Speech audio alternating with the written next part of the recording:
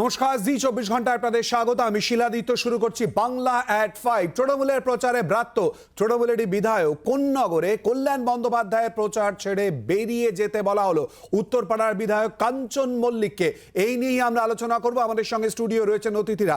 আমাদের সঙ্গে রয়েছেন তৃণমূল কংগ্রেস নেতা কৃষাণু মিত্র, রয়েছেন বিজেপি নেতা তন্ময় মুখোপাধ্যায়। আলোচনায় আসবো, কিন্তু তার আগে প্রথমেই দেখে নেব ঠিক কি পরিস্থিতি তৈরি হয়। আমার ইলেকশনটা দরকার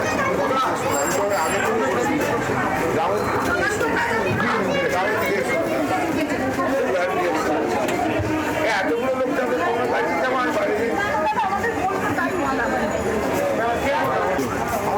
করতে হবে। আমার ইলেকশনটা দরকার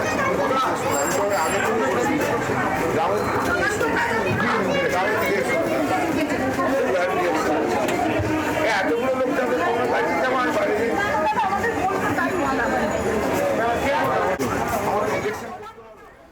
আর এই ঘটনার প্রসঙ্গে আমরা আলাদাভাবে কথা বলেছিলাম কল্যাণ বন্দ্যোপাধ্যায় এবং কাঞ্চন মল্লিকের সঙ্গে। তারা কি বলেছেন শোনাবো।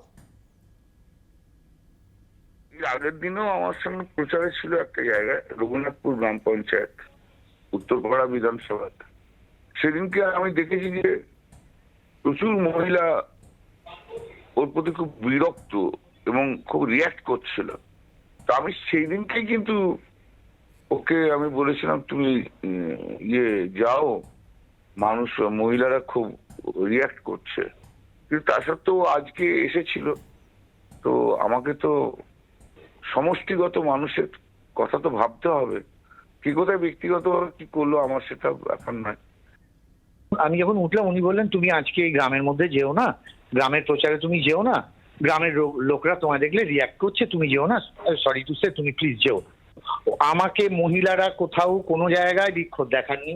আমি উত্তরপাড়ার প্রচারে গেছি, আমি কোন্নগরের প্রচারে গেছি, মাসলায় গেছি, রঘুনাথপুরে গেছি, কিন্তু কোথাও আমার মহিলারা কোথাও এখন উনি, আমি জানি না ওনাকে হয়তো কেউ কিছু বলেছেন কিনা বা উনি আলাদা করে শুনেছেন কিনা, কিন্তু আমার চক্ষু সম্মুখে আমার সম্মুখে এগুলো হয়নি। আমি দলীয় কর্মসূচিতে তার প্রচারে তার সঙ্গে যাব বলেই গেছি। এবার তিনি যদি না মনে করেন যে যাবেন না, তা আমার তো সেখানে থাকার কোনো অর্থ হয় না।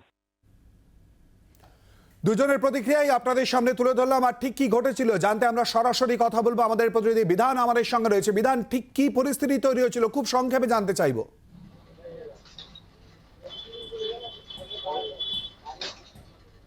একদমই শিলাদিত্য, আজকে সকালবেলায় কল্যাণ বন্দ্যোপাধ্যায়ের প্রচার জনসংযোগ কর্মসূচি ছিল কোন্নগরের নবগ্রাম গ্রাম পঞ্চায়েত এলাকায়, এবং কোন্নগর স্টেশন রোড যেখানে তৃণমূলের পার্টি অফিস রয়েছে সেইখানে তার গাড়ি রাখা ছিল। সেই গাড়িতেই দেখা যায় যে কল্যাণ বন্দ্যোপাধ্যায় এবং উত্তরপাড়ার বিধায়ক কাঞ্চন মল্লিককে তারা সেখান থেকে বেরোনোর জন্য প্রস্তুত হচ্ছেন, এবং সেখানেই দেখা যায় কল্যাণ বন্দ্যোপাধ্যায় কাঞ্চন মল্লিককে বলছেন যে আমাকে ইলেকশনটা করতে দাও, তুমি প্লিজ এসো না। তারপরেই দেখা যায় কাঞ্চন মল্লিক কিন্তু গাড়ি থেকে নেমে সেখান থেকে চলে যান তৃণমূলের এক কর্মীর বাইকে চেপে, এবং পরবর্তীকালে কল্যাণ বন্দ্যোপাধ্যায় যেটা জানান যে গ্রামে আসতে তাকে আমি বারণ করেছিলাম, কারণ গ্রামের মহিলারা ভীষণভাবে রিয়াক্ট করছে, এবং কাঞ্চন মল্লিক স্বাভাবিকভাবেই এই ঘটনার পর তিনি সেখান থেকে চলে যান, এবং তিনি পরিষ্কার পরবর্তীকালে আমাদের যেটা জানান যে কোথায় তিনি এর আগেও প্রচারে বেরিয়েছেন কল্যাণ বন্দ্যোপাধ্যায়ের সঙ্গে, এবং সেখানে কিন্তু তাকে কখনোই কোনো বিরূপ প্রতিক্রিয়ার সম্মুখীন হতে হয়নি। একেবারে ধন্যবাদ বিধান। আর এই পুরো বিষয় নিয়ে আমরা আলোচনা করব। কৃষাণু, অস্বস্তিতে না, দেখুন, ইলেকশন তো খুব একটা সিরিয়াস জিনিস, এবং কল্যাণদার মতো লোক অনেক সিনিয়র, অনেক নির্বাচন দেখেছেন, মানুষের পালস খুব ভালো বোঝেন। তো ওনাকে কেউ হয়তো বলে থাকবে বা ওনার মনে হয়েছে যে এরকম একটা বিরূপ মনোভাব কিছু মহিলারা পোষণ করছেন, সেক্ষেত্রে উনি রিকোয়েস্ট করেছেন এবং কাঞ্চন বাবুও উনি সেটাকে মেনে নিয়েছেন, উনি চলে গেছেন।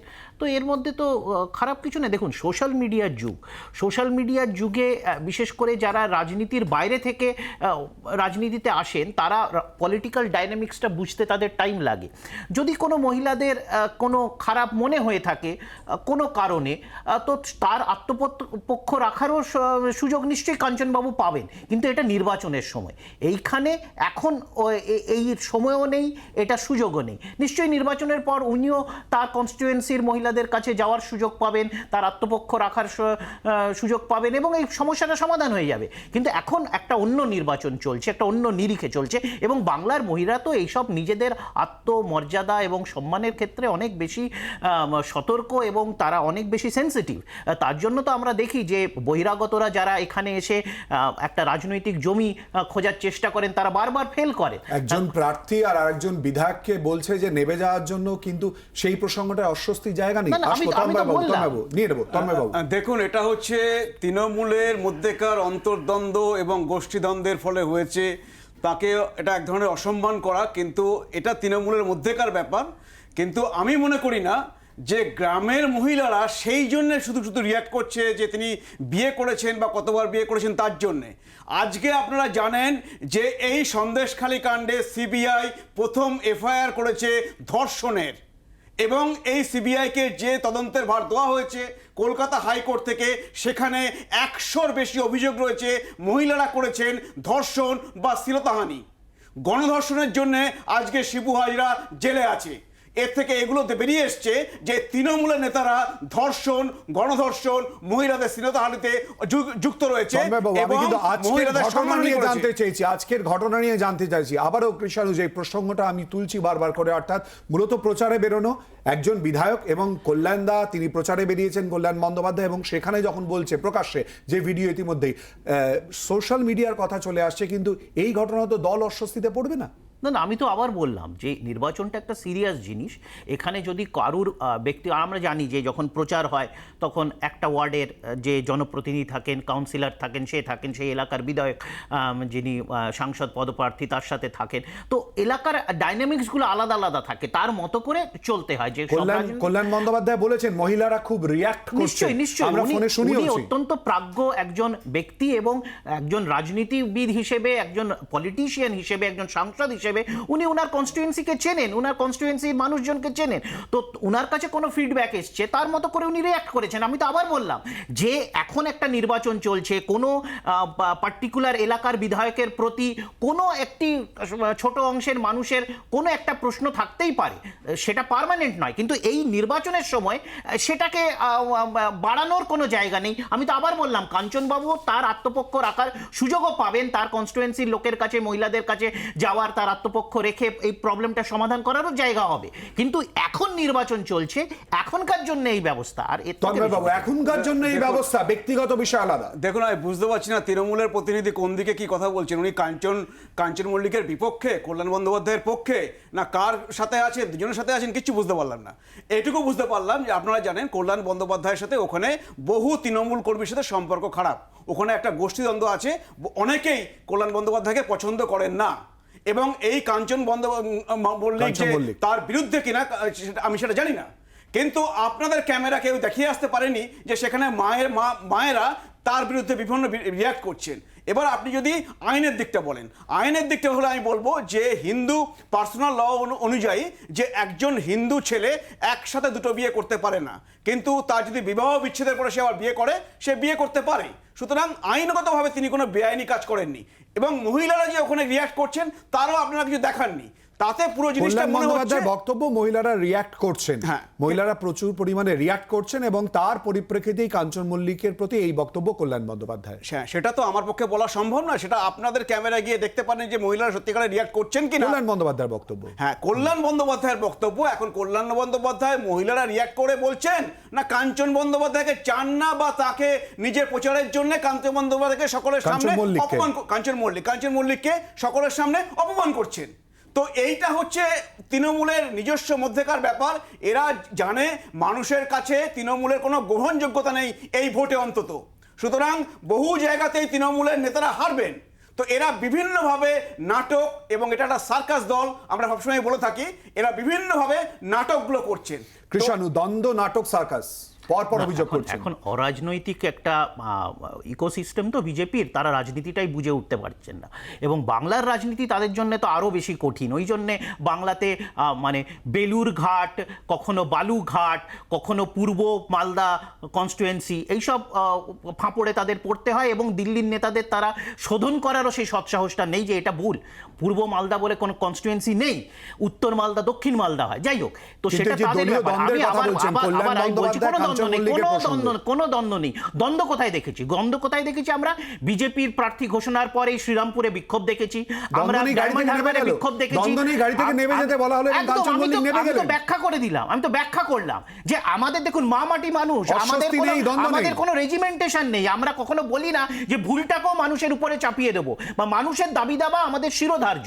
মানুষ যদি কোনো দাবি করে থাকে সেটা নিশ্চয়ই, আমি তো আবার বললাম, সেটা আমাদের পক্ষ থেকে কিছু রাখা হতে পারে, আমাদের পক্ষ থেকে ভবিষ্যতে কিছু, বা বিধায়কের পক্ষ থেকে ভবিষ্যতে কিছু জানানো হতে পারে, কিন্তু এখন মানুষ একটা কাঞ্চন বিষয় মল্লিকের react প্রতিক্রিয়া করেছে, ইতিমধ্যেই তার তুলে জন্যে ধরেছি আমরা। আমি তো আবার বললাম যে নিশ্চয়ই এই সুযোগটা তিনি পাবেন, কিন্তু এখন মানুষের যে দাবি দাবা তার মতো করে আমরা মা মাটি মানুষের সরকার এবং মা মাটি তন্ময় বাবু, এখন মানুষের যে দাবি দাওয়া তার দেখুন, পরিপ্রেক্ষিতে এইটা প্রথম নয়।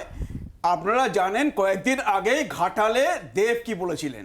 তিনি বলেছিলেন তৃণমূলকে হারাতে পারে তৃণমূল, কারণ এই গোষ্ঠীদ্বন্দ্ব আর এই নিজেদের মধ্যে মারামারি এই চলছে। তো সেই জন্য তিনি বলেছিলেন, এরা প্রতিটা জায়গায় আজকে এরা বলছেন একটা কথা হচ্ছে, এরা জানেন যে মানুষের কাছে এদের গ্রহণযোগ্যতা নেই, আর গোষ্ঠীদ্বন্দ্ব তো আছেই। কৃষাণু গোষ্ঠীদ্বন্দ্বের অভিযোগ করছেন বারবার করে। কারা বলছে? যাদের পার্টি অফিসে, রাজ্য সভাপতি, রাজ্যের জেনারেল সেক্রেটারি ছবিতে জুতো মারতে তাদের কর্মীদের আমরা দেখেছি। এই মুরলীধর সেনলেনের বাইরে বিজেপির বিভিন্ন জেলা থেকে কর্মীরা এসে তাদের নেতাদের ছবিতে জুতো মাল্যদান করছেন, জুতো পড়াচ্ছেন, জুতো মারছেন। এই চিত্র তো আমরা দেখেছি। সেই বিজেপি নিজের ঘর সামলাক, আর হিন্দু যে পার্সোনাল ল নিয়ে কথা বলা হচ্ছে, তো প্রধানমন্ত্রীকে বলুন বিয়ে, মঙ্গলসূত্রর যে অধিকার, মঙ্গলসূত্রর যে একটা পবিত্রতা, এই নিয়ে প্রধানমন্ত্রীকে একটু জ্ঞানটা দিন। ভারতবর্ষে মানুষ অনেক দুজনের জ্ঞানী, কাছে তারা আসবো, জানে। কিন্তু তার আগে আমরা শুনে নেব অভিনেতা রুদ্রনীল ঘোষ, তিনি কি বলেছেন। দেখুন, আমার মনে হয় এই ধরনের ঘটনা আসলে কাঞ্চন মল্লিক নয়, তৃণমূলের এমএলএ বা তৃণমূল দলের এমপি বা তৃণমূলের এই সাম্প্রতিক যা যা মানুষের প্রতি ব্যবহার বা কর্মকাণ্ড যা যা ঘটিয়েছে তার উপরে একটা জনবিক্ষোভ। 25,000-এর ওপর ছেলেমেয়ের চাকরি চলে গেল, অযোগ্য ভুয়োদের সঙ্গে মিশিয়ে দেওয়া হলো, যারা যোগ্য তাদের বিপদে ফেলা হলো। তাদেরও আত্মীয় স্বজনরা তো রয়েছেন শ্রীরামপুর, আর তার সঙ্গে শ্রীরামপুরের যিনি সাংসদ, যিনি এবারও দাঁড়িয়েছেন, কল্যাণবাবু, তার নানান ধরনের বিতর্কিত বিভিন্ন রকম মন্তব্য, সেটাও তো মানুষকে আঘাত দিয়েছে। তো যখন যেখানেই তৃণমূলের যে কোনো বিধায়ক বা এমপি যাচ্ছেন, সেই জনক্ষোভ আছড়ে পড়ছে, সবারই ক্ষোভ আছড়ে পড়ছে তৃণমূলের বিরুদ্ধে। কাঞ্চন মল্লিক আসলে ব্যক্তি কাঞ্চন মল্লিক নয়। এবার বাকি শিল্পীরা ঠিক করুন যে এই জলের সঙ্গে থাকতে গেলে আর কি কি পাঁক মাখতে হবে, ঠিক করুন তারা। রুদ্রনীল ঘোষের বক্তব্য ব্যক্তি কাঞ্চন মল্লিক নয়, সরাসরি অভিযোগ করছেন তৃণমূলের প্রতি। এই নিয়ে আলোচনায় ফেরত আসবো বাংলা at 5 নিয়ে। চোখ রাখুন জি24 ঘন্টা, একটা বিরতির পর।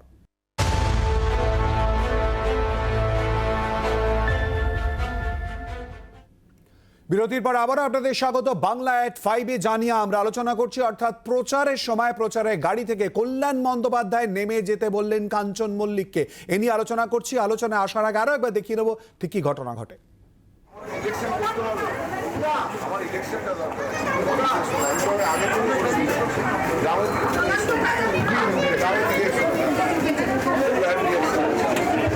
এতগুলো লোক যাবে তোমরা বাইরে যাবো, আমি বাইরে যাই। আমার ইলেকশন করতে হবে, আমার ইলেকশনটা দরকার। আলোচনায় কৃষাণু, তাহলে কি ব্যক্তিগত জীবনের প্রভাব রাজনীতির জগতে? আর তারই সঙ্গে একটু আগে রুদ্রনীল ঘোষ বললেন যে কল্যাণ বন্দ্যোপাধ্যায় নানান রকম কথা বলেন না, সবসময় বিতর্কে থাকেন। ইতিমধ্যেই বললেন রুদ্রনীল ঘোষ। আচ্ছা, বছর 3 আগে একজন নীলাঞ্জনা পাণ্ডে বলে একজন মি টু এর অভিযোগ করেছিলেন, কুপ্রস্তাব দেওয়ার অভিযোগ করেছিলেন জনৈক অভিনেতা রুদ্রনীল ঘোষের বিরুদ্ধে। ইনি কি সেই রুদ্রনীল ঘোষ? গত বছর আমাদের নেত্রী রাজন্না হালদার ও সোনারপুর থানায় একটা অভিযোগ করেছিল আবার এরকম কটূক্তি করার জন্যে একজন জনৈক অভিনেতা রুদ্রনীল ঘোষের বিরুদ্ধে। ইনি কি সেই রুদ্রনীল ঘোষ? তার কারণ হচ্ছে বিজেপি নেতাদের মহিলা সংক্রান্ত কেচ্ছা কেলেঙ্কারি তো ভুরি ভুরি আছে। এই রাজ্য বিজেপিতে বিজেপির মহিলা কর্মীরা বিজেপির নেতাদের বিরুদ্ধে একাধিক শ্লীলতাহানি এবং একাধিক এরকম অভিযোগ করেছে। দেখুন, প্রতিটা দলে অনেক সময় ছোটখাটো মতানৈক্য হয়, এটা হয় না তা না, কিন্তু তৃণমূলে যেটা হয় সেটা কিন্তু ভয়াবহ। আপনারা জানেন বকটুয়ে কি হয়েছিল আজকের ঘটনায়? তৃণমূলকে কল্যাণ মেরেছে বন্দ্যোপাধ্যায় 10 জনকে। কাঞ্চন মল্লিকের ঘটনায় আজকে শুনুন, আমি কারোর ব্যক্তিগত জীবন নিয়ে কথা বলবো না, এবং হচ্ছে আজকে যে ঘটনাটা ঘটেছে এই রকম ধরনের, উনি যে বলছেন মহিলাদের রিয়াকশন, তারা কি রিয়াকশন দিচ্ছে সেটা আমরা দেখিনি, জানি না। তবে মহিলাদের রিয়াকশন হবে, সেটা হচ্ছে কাঞ্চন মল্লিক শুধু নয়, বা কাঞ্চন মল্লিককে নিয়ে নয়, সেটা হচ্ছে সন্দেশখালির জন্যে। বাংলার অধিকাংশ মা বোনেরা এখন তৃণমূলের বিরুদ্ধে, তারা তৃণমূলকে চায় না। তারা দেখে নিয়েছে সন্দেশখালিতে কি হয়েছে, সেখানে যুক্ত ছিল তৃণমূলের নেতারা। সুতরাং আমাদের সময়- এইটা আর বলে লাভ নেই। তন্ময়বাবু, আমাদের সময় একেবারে শেষ। দুজনকে ধন্যবাদ আমাদের সঙ্গে এই আলোচনায় অংশগ্রহণ করার জন্য। এই আলোচনা আজকের মতো এখানেই শেষ করছি। বাংলা এট 5 আজকের মতো এ পর্যন্তই। বাংলার আওয়াজ, বাঙালির আবেগ, জি 24 ঘন্টা।